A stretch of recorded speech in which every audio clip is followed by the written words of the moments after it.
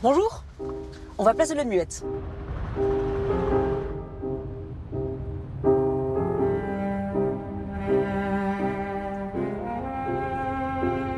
Cette idée de chanter un chant nouveau, c'est intéressant parce que le chant nouveau, c'est l'inconnu. Et enfin, nous, on a toujours tellement peur de l'inconnu. Mais en fait, les êtres humains, on a toujours terriblement peur de nous transformer.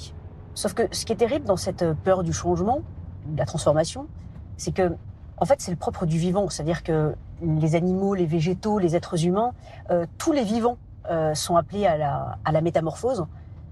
On pourrait même peut-être dire d'ailleurs qu'il n'y a que les morts qui ne changent pas, qui ne changent plus.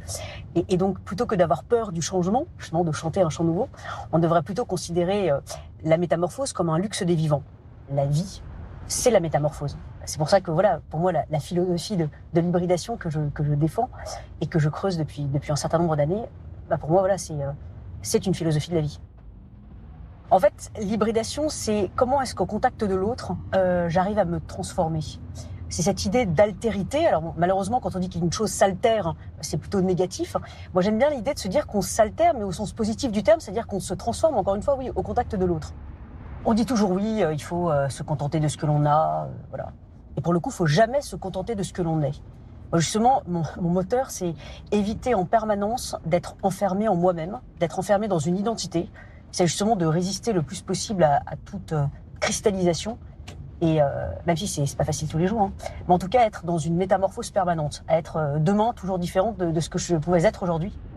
Tous les jours, j'ai besoin d'apprendre un milliard de choses, de rencontrer un milliard de personnes, enfin bref, de m'augmenter. Hein. On dit que les nouvelles technologies augmenteront l'homme. Je pense qu'au contraire, non. Enfin, je veux dire, c'est par les rencontres, par les livres, par les pays qu'on découvre, par les autres dialogues, voilà, que l'on s'augmente et encore une fois que l'on échappe à cet éternel rétrécissement de la vie. J'essaie de ne jamais être exactement pareil de ce que j'étais hier ou aujourd'hui. Passez un bon dimanche.